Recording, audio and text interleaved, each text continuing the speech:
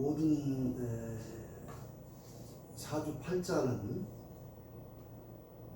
한 인간의 바코드와 같기 때문에 사주 앞에 엄숙하고 경건하고 또 일단 생명의식 차원에서 경배를 드립니다. 그만큼 경건한 마음으로 사주 앞에 서야 된다. 저도 늘 그런 생각을 좀 합니다. 왜냐, 이것이 한 개인이 알 수 없는 운명의 파동, 에너지장이라고 보기 때문에 오늘 이 사주도 제가 이제 지금까지 송나라 때 이론이 생겨난 1000년이 넘었죠. 중국 송나라 때 생겨난 이론이 현대 명리 자평명리라고 하는 서자평 선생의 이론인데, 그 이론의 틀을 해체시키는 새로운 관법으로 좀 봐야 될 사주가 있다. 그래서 그렇게 1000년 동안 고정된 이론을 깨지 않게 되면 상당히 심각한 오류를 범하게 된다. 그런 차원에서 이제 제가 그 이름을 명명하기를 개벽 명리학이다, 이렇게 이제 이름을 붙이고 있습니다. 그래서 이제 그런 새로운 1000년의 이론을 좀 한번 해체시키고 새롭게 봐야만이 운명에 지금 살고 있는 이분 운명의 실상과 부합하기 때문에 오늘은 이제 그 공부거리를 좀 찾아서 이분 운명에 이제 진심 어린 축원을 드리고, 또 저하고도 좀 인연이 좀 꽤 있는 분이기 때문에 이분 운명에 이제 늘 잘 됐으면 하는 축원의 마음을 드리면서 공부 차원에서 파설 공개를 합니다. 자, 남자분이고 무술생이니까 60대에 들어섰죠. 60대 58년 개띠, 그 유명한 이제 58년 개띠입니다. 58년 개띠들이 굉장히 그 베이비붐 전쟁 이후에 많은 사람이 죽고 나서 막 다량으로 생산이 되던 그 띠라서 좀 특별한 분들이 굉장히 많은 것 같아요. 58년 개띠들이 사람도 소위 말하는 속된 말로 쪽수도 많고 그러다 보니까 특이한 분들도 굉장히 많은 것 같은데, 이분도 역시 이제 58년 개띠입니다. 개띠고 태어난 요 날은 검은색이죠. 검은색은 수성을 상징하는데 이 검은색은 수성입니다. 그러니까 자기 지금 1000년의 이론을 보면은 나의 주체가 수성이에요. 수성이죠. 자, 이제 수성인데 어느 달에 태어난다면 봄에 태어났죠.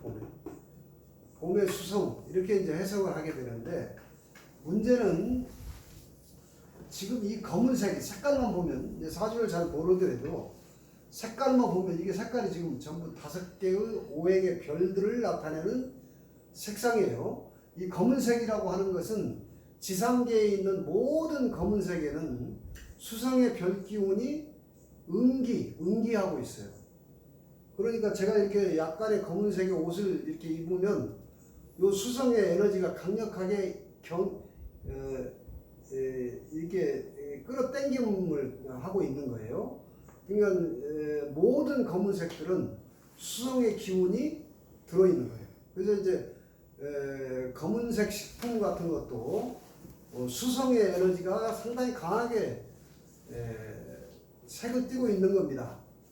그래서 그 검은색을 먹게 되면 그 수성의 기운으로, 수성의 별 기운으로 만들어진 우리 몸의 장부가 신장 방광이에요. 신장 방광. 그러니까 검은색을 먹음으로 인해서 신장과 방광을 에너지를 강화시키는 수성의 기운이 강화시키는, 그러니까 결국은 우리 몸의 오장이라고 하는 게 바로 태양계에 있는 오행성의 전기를 품수해서 만들어진 겁니다. 이게 이제 동양의학이고 동양철학이죠. 근데 문제는 이게 한 개 고립된 수가 지지에 지금 이 수에 뿌리를 해줄 만한 검은색이 하나도 없죠. 여기 하나 있긴 있는데 요 지장간에 진 중에 하나 개수가 들어있어요. 그 요거에 하나를 여기에 하나 의지해 가지고 얘가 이 7글자를 경험하기가 버겁겠죠. 버겁습니다. 근데 이것을 1000년 동안 이루는 이것을 함부로 버릴 수가 없었어요. 이게 왜냐하면 군주였기 때문에. 자평선생 이론은 이게 왕이라는 거예요. 그 왕을 한번 왕인데 왕이 어떻게 왕을 버릴 수가 있냐, 이런 이론이에요. 이게 이제 왕조 시대 이론입니다. 지금은 시대의식이 달라져 버렸죠. 왕이 오히려 지금 군신민, 왕이 신과 민의 일을 맡아서 해줘야 되는 책임자죠. 리더라는 게. 자기가 왕처럼 군림해야 될 시대가 아닌 거예요. 자, 그래서 이제 자평선생은 이렇게 약하면 이걸 버리지 않고 세력을 따라간다. 이렇게 해서 종격으로 따를 종자를, 쫓을 종자를 써가지고 따로 분리를 하기는 했는데 이게 안 맞습니다. 지금 사주명리학을 연구하시는 분들도 이 영상을 보시는 분들이 많을 텐데, 종격 사주를 서자평 선생의 이론으로 해석을 하게 되면 제가 공부한 바로는 10중 7, 8이 오류예요. 틀렸습니다. 전혀 해석은 달리하는 거예요. 만약에 이 사주가 종을 한다면 이 사주는 제일 강한 세력이 목국이죠. 묘미 목국까지 있고 이거 묘진 목국까지 해서 목세가 가장 강한 거예요. 그 다음에 4개나 되는 토세도 좀 있고 이거 하나에 화세도 있고 이렇게 되는데, 그래서 이 사주를 종으로 보면 식신 여기서 보면 이게 목이 식신인데 식신생재 돈을 쫓아가고, 여기서 주목할 것은 이게 무게합을 했어요. 요게 공부 좀 하신 분들은 이게 합입니다. 이렇게. 그러면 이 사주는 결국은 토가 이 사주에게는, 개수에게는 이게 관이에요. 요게 관이 되는데, 관으로 종을 하게 되는 이렇게 해석을 하게 되는 경우가 많은데, 이분은 관하고는 전혀 관계가 없는 예술가의 삶을 살고 있어요. 예술가.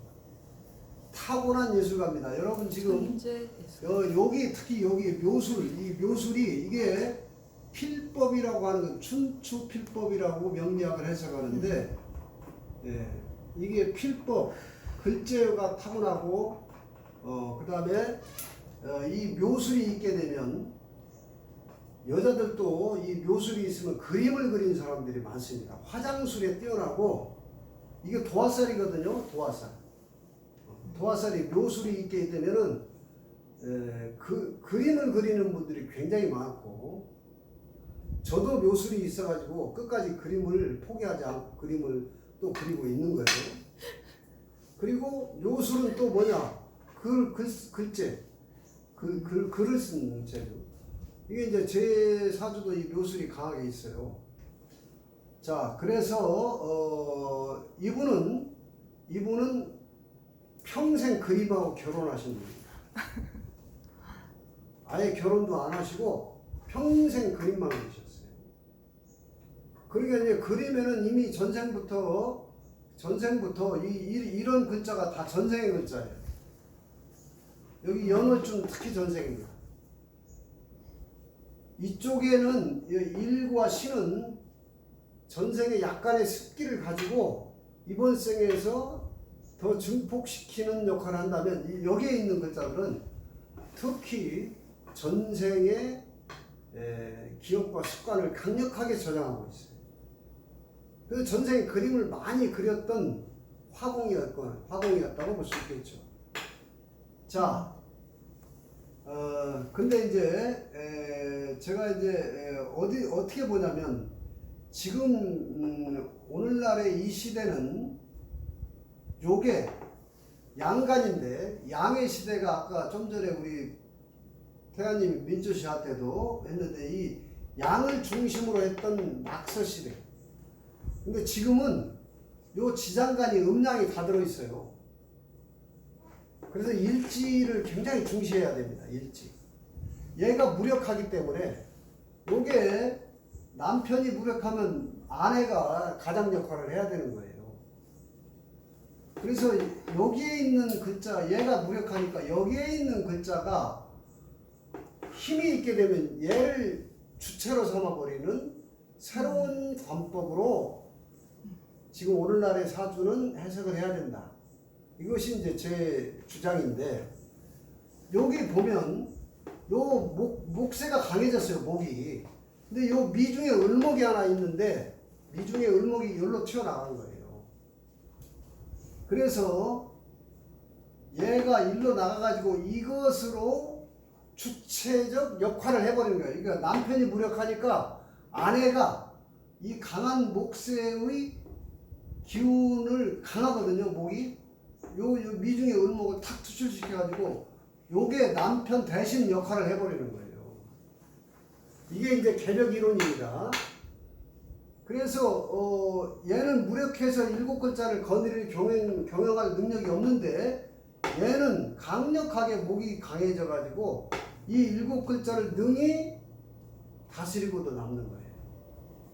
그래서 얘를 채로 삼아서 해석을 하는 게 아니라 얘를 채로 삼아서 해석을 해야 이 사주가 맞는 거예요.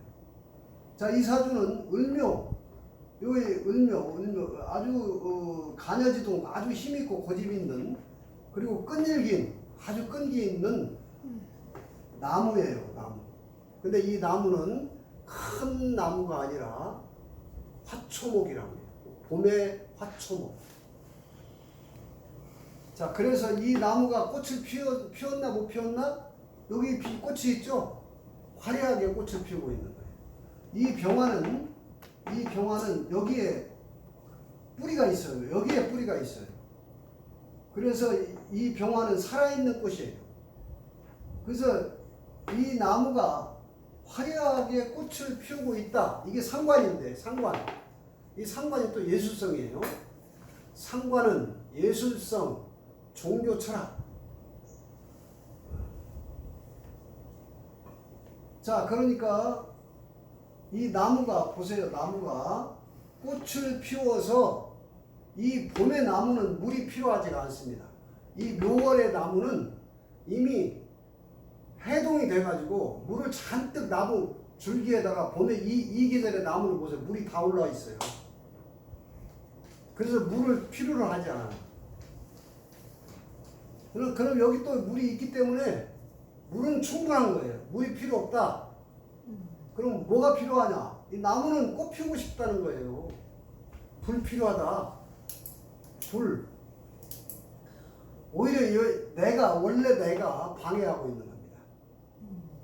이 해석하자면, 재미있게 해석하자면, 내가 무력해가지고 마누라가 좀 나가서 잘나게 능력 좀 발휘하려고 하는 걸 시기하고 있는 거예요. 그래서 이 나무는 예쁜 꽃나무가 화려하게 꽃도 피웠어. 그리고 이 나무가 필요한 건 꽃이 피워야 될 빛이 필요하고, 태양빛. 딱 시에 있어요. 태양빛도 필요하고, 이 나무가 마음껏 뿌리 내릴 수 있는 땅이 필요하죠? 땅도 이렇게 있는 거예요. 이게 조상의 음덕에 땅이 있는 거예요. 땅. 요술 합까지 해가지고 이것도 땅, 이것도 땅. 이게 돈입니다. 그러니까 이 팔자는 타고난 그림과 예술을 통해서 돈도 벌 수 있는. 그래서 이 그림을 그리게 되면은 이렇게 구조가 이렇게 되면은 아무리 그림이 잘 그려도 제복이 없으면 돈을 끌어당기지 못합니다. 그림이 뛰어나도 제복이 없으면 그림이 가치를 얻지 못해요. 이 그림도 뛰어나지만 네.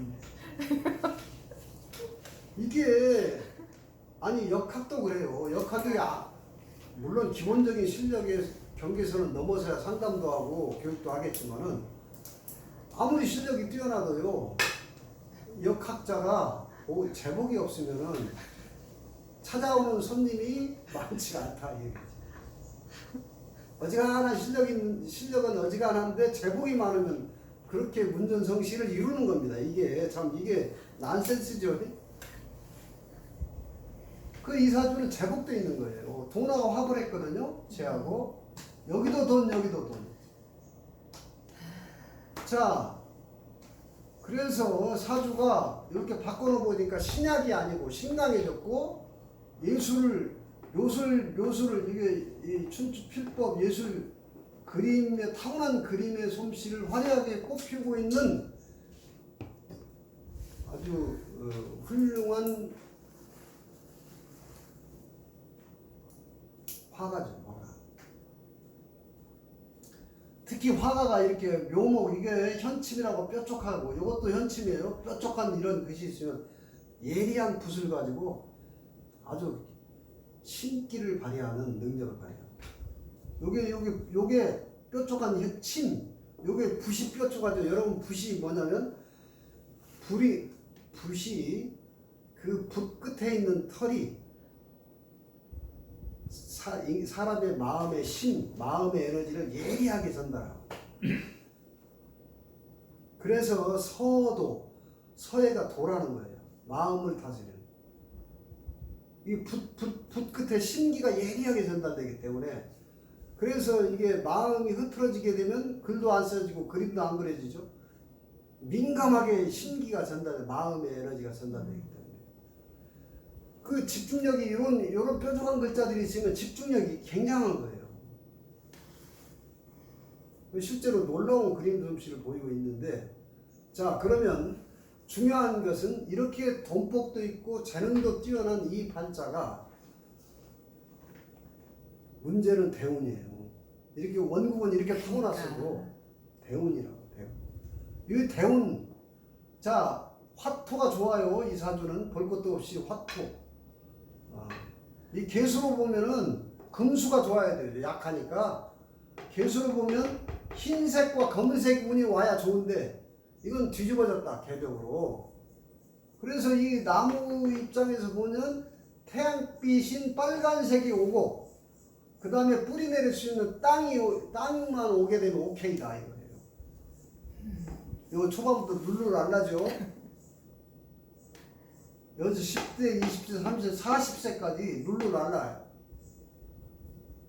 신나게 돈도 벌면서 마음껏 예술의 길을 마음껏 발휘하는 운인데 딱 여기서부터 꽃나무가 가을 맞이한 거예요. 흰색은 가을이에요. 추풍낙엽이라고 하죠. 추풍낙엽. 그렇게 잘 나가던 요 흰색 청가지 여기 이렇게 운이 화끈하게 온 거예요. 이게 화끈하게 왔다가 화끈하게 나빠지는 거예요. 극적으로. 여기도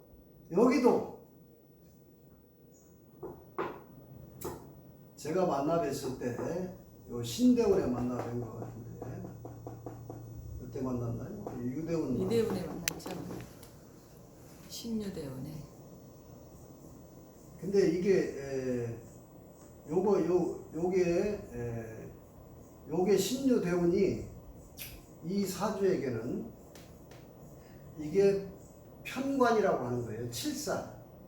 이게 7살 운이 오게 되면 이게 귀신입니다. 7살은 귀신이에요. 귀신. 그래가지고 귀라고 하잖아요. 말씀 들어보니까 밤새 귀신하고 노는 거야.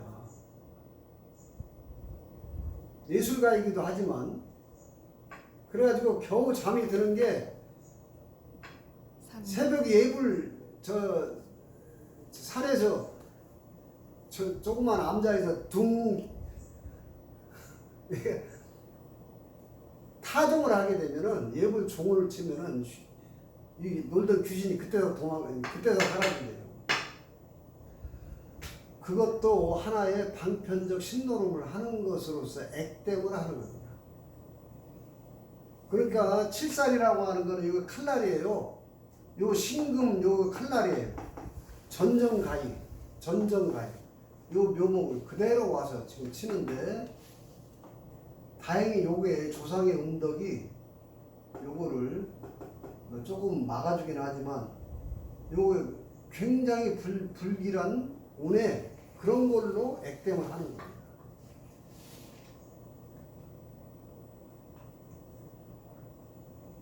그런데다가 요 신금이란 놈은 병화 꽃을 요 꽃이 요게 여기서 보면 꽃이에요.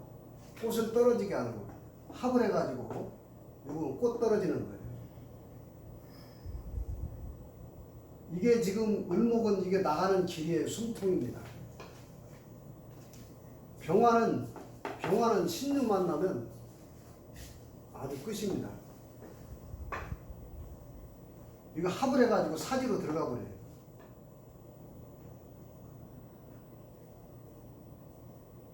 그래 이제 그림을 통해서 적선하고 또 계속 보니까 돈을 잃더라고. 전시해가지고 돈을 까먹고. 이게 뭐냐면 계속 액땜을 하고 있는 거예요. 그럼 여기서요. 지금 금대운을 만났잖아요. 네. 강한 금대운. 네. 그러면 월주하고 대운하고 치환된다고 볼 수가 있잖아요. 그러면 원래의 개수로 써 공부를 많이 하면 타개할 수 있지 않을까요? 그러니까 이제 이 칠살운에는 적당히 신노름을 하지 않으면 정신세계 공부를 해야 되는 거예요. 그렇죠. 정신세계 개념. 그러니까 이렇게 대운이 나쁘다고 하는 것은 좋고 나쁜 게 없어요. 세속으로 너무 안 나가면 되는 거예요. 그렇지. 부귀공명을 쫓지 않고 도닦아라 이런 거예요. 토굴에 들어가서 도닦으면은 도닦는 데는 아주 도움되는 거예요. 이 묘리를 이 지혜를 깨달아야 되는 겁니다. 근데 꼭 이럴 때 보면은 왜냐하면 우리는 에고 의식이 부귀공명에 도취가 돼 있어가지고 꼭 이럴 때 더 자꾸 힘든 것을 타개한답시고 자꾸 세상으로 나가가지고 더 망가지고 더 실패를 하고 더 넘어지고 막 이렇게 되는 거거든요. 오히려 이때는 토굴에 들어가서 그림으로 돌을 깨치든 예술이라는 게 뭡니까? 예술의 근국은 절대의 자기를 만나는 겁니다. 모든 예술은 그 제가 볼 때 서양의 세계적으로 유명한 뭐 고우라든가 이런 사람들이 이 절대 세계를 본 거예요, 자기를.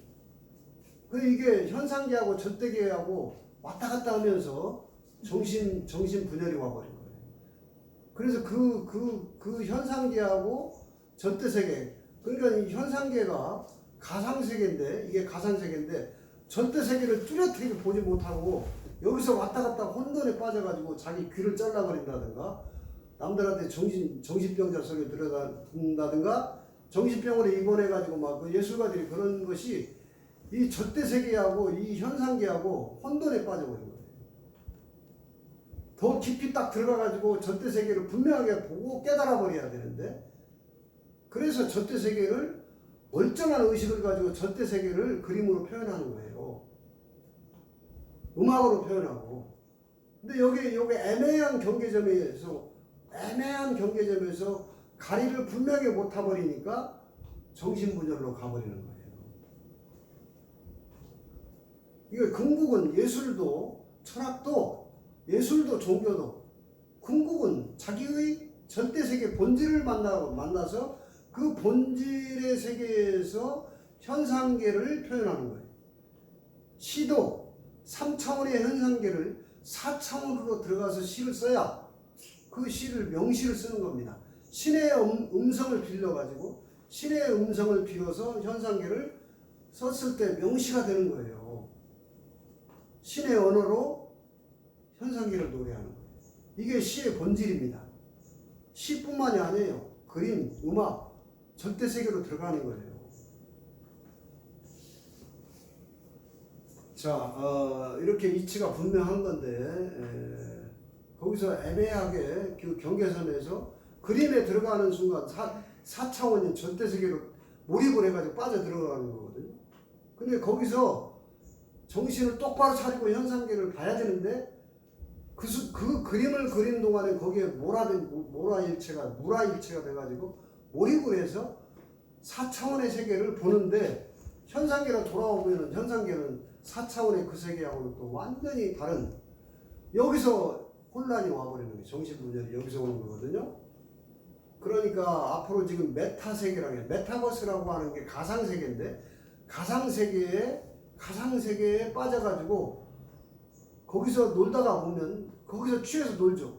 가상세계 취해서 놀다가 현실에 빠져나오면 그 세계하고 그 가상세계에서는 지가 왕도 하고 별짓 다 하다가 별짓 아바타를 세우고 별짓 다 하다가 그 아바타를 자기로 착시하고 그 속에 놀다가 현상계에 놓으면은 현상계에서는 철저하게 고립된 이 에고의 나를 보는 순간 이 가상세계하고 현상계의 이 갭이 너무 커가지고 정신부조리 오는 거예요.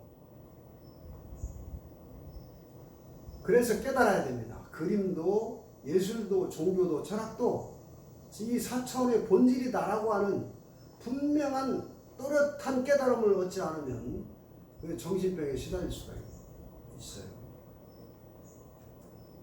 하여튼 좀 안타깝죠. 이 좋은 운을 다 쓴 거예요. 그러니까 뜰 때 이 운을 보고 뜰 때 확실하게 뜨고 확실하게 자기 관리를 하는 사주를 본다는 거 그런 겁니다. 이때는 어떻게 해야 돼요? 깊이 숙성시켜서 또렷한 작품 하나를 탁 내는 거예요. 이럴 때는 막 다작을 해서 작품도 많이 팔고 막 이렇게 해야 되는데 이걸 모르니까 맨날 봄날인 줄 알고 이때는 또 자칫하게 되면 흥청망청하게 되죠. 하여튼 이 사주는 지금 어지간히 공부한 사람들은 이 무게합을 봐가지고 무토로 종한다 여러 가지 이설을 많이 하고 있지만 그렇지 않고 개변 명리학은 요 묘미 목국을 짜고 있는 위중을목을 추출시켜서 이것을 주인공으로 보고 이 사주를 해석했을 때 제가 그림을 제가 이분한테 배웠어요. 그래서 이분에 대해서 잘 알고 있고 또 이분의 여러 가지 삶을 조금은 이렇게 얘기를 들어서 알기 때문에 어쨌든 분명하고 혼자 살고 계시고 결혼도 안 했습니다. 그림하고 결혼했고 정말 엄청난 그림을 그려내가지고 아마 이대훈인 것 같아요. 이대훈 성구 성화 순복음교회하고 조인을 해가지고 그 기독교 성화와 성경 구절을 글씨와 그림으로 써가지고 작품은 다 만들고 작품 제작도 다 내가 하고 팔릴 것을 예상하고 크게 기획을 했어요. 그런데 딱 시작하고 3일 만에 코로나가 터져버렸어요. 그래가지고 서울에 있는 아파트 한 채를 그냥 날려버렸어요. 이게 뭘까요? 운입니다. 이런 대우나 아니면 그런 무모한 거기서 아마 그 기획사에서 수익금의 일부는 헌금하고 이렇게 아주 답이 딱 정해져 있는 기획이었는데 운칠기삼이라고 사주는 그래서 명리학을 제대로 알게 되면 이게 지혜 동양 철학의 보고입니다. 그래서 누가 됐든 이렇게 모든 운명의 큰 틀의 이런 대운의 체계라든가 이런 걸 볼 때 큰 틀에서 벗어나지 않기 때문에 이 큰 틀의 흐름을 알고 지혜롭게 살아가기 위해서 사주 명리학은 반드시 참고했으면 하는 그런 마음으로 제가 이게 계속 사주 이론을 연구하고 파설하고 교육하고 상담하고 있습니다. 근데 이것도 지금 이런 이게 다 오행의 색깔입니다.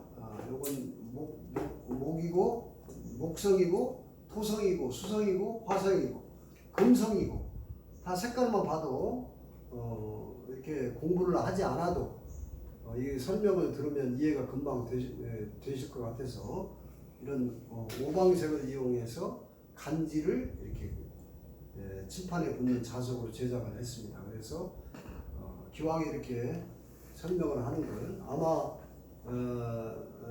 명리학을 연구하시는 분들은 어떻게 하면 좀 더 정확하게 예측을 하고 좀 더 정확하게 실제 삶하고 부합하게 해석을 할 것인가에 대해서 노심초사할 겁니다. 저희가 그랬으니까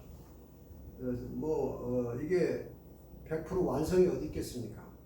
이 8글자 자체가 시방세계, 십방세계에서 투자가 모자라기 때문에 끊임없이 수정하고 보완하고 이론도 개발하고 또 임상하고 연구하고 무한대로 해야 되고 지금도 그것이 계속 저한테는 발견되기 때문에 이게 재미있어서 하고 있어요. 재미있어서.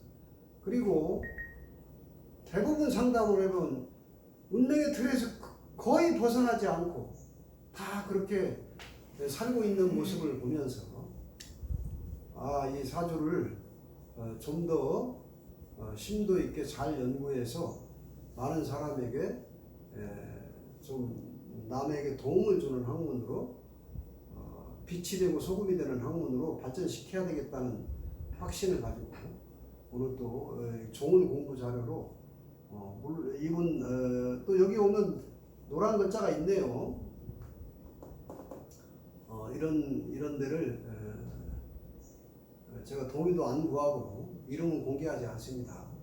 동의도 구하지 않고 공부 차원에서 오히려 이렇게 파설을 함으로 인해서 지금 이 대운에 와 있는데 이 나쁜 대운을 회양하는 그런 작용이 있거든요. 이걸 공개해버림으로 인해서 이 나쁜 애운을 좀 떼어버리는 그런 작용력이 제가 있다는 걸 알기 때문에 많은 사람들에게 공부거리로 회양시키는 그래서 이 불리한 운을 액땜하는 그런 이유가 있겠다 싶어서 오늘 공부 자료로 올려봤습니다.